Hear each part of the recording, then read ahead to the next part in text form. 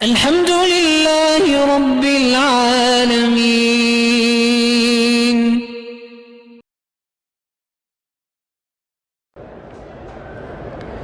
بارش میں پتہ نہیں کیا، بہرحال بارش میں جب دعا مانگی جائے وہ قبول ہوتی ہے۔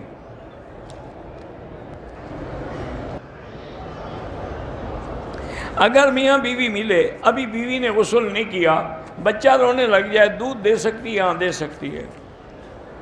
والد کی قبر کو پختہ کرنا ناجائز ہے۔ اللہ کے نبی نے منع فرمایا ہے کہ قبروں کو پختہ نہ کرو، اور اللہ کے نبی پاک رحمت صلی اللہ علیہ وسلم نے حضرت علی کو فرمایا تھا کہ تم جاؤ اور جو تصویریں ہیں، بت ہیں، مٹا دو، بلا قبرا مشرفا الا سویتہ، اور اگر قبر کوئی اونچی ہے تو اس کو بھی برابر کرو۔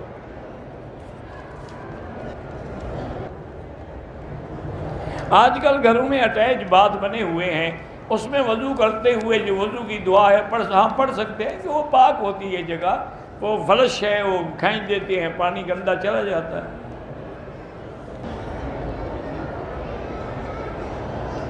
میری منگنی ہوئی ہے، نکاح تو نہیں ہوا، آپ بات نہیں کر سکتے، نکاح ہونے کے بعد کر سکتے ہیں۔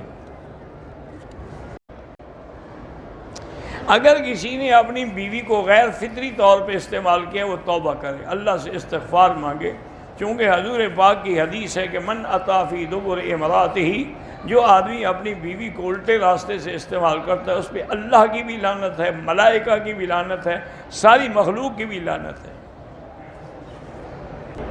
کہتے ہیں جی حج جو یہ عمروں میں طواف میں بھی 7 چکر ہوتے ہیں، صفا مروا بھی 7 چکر ہیں، اس کی وجہ کیا ہے؟ اصل حکمت تو اللہ جانتے ہیں، لیکن اس میں حکمت ضرور ہے کہ آسمان بھی 7 ہیں، زمینیں بھی 7 ہیں، اور طواف کے چکر بھی 7 ہیں، صفا کے چکر بھی 7 ہیں، اور ہر انسان 7 اعضاء پہ سجدہ کرتا ہے، اور جہنم کے دروازے بھی 7 ہیں، تو جب ان پہ عمل کرے گا تو اللہ جہنم سے بچائیں گے۔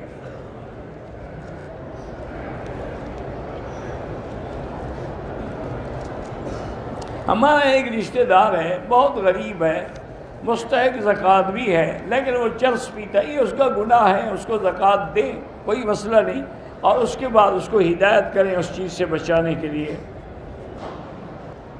تبلیغی جماعت والے بالکل حق ہیں اور دین کا کام کر رہے ہیں، اللہ کے دین کو پھیلا رہے ہیں، اور پوری دنیا میں ان کی محنت سے لاکھوں لوگ ہیں جن کو ہدایت ملی ہے۔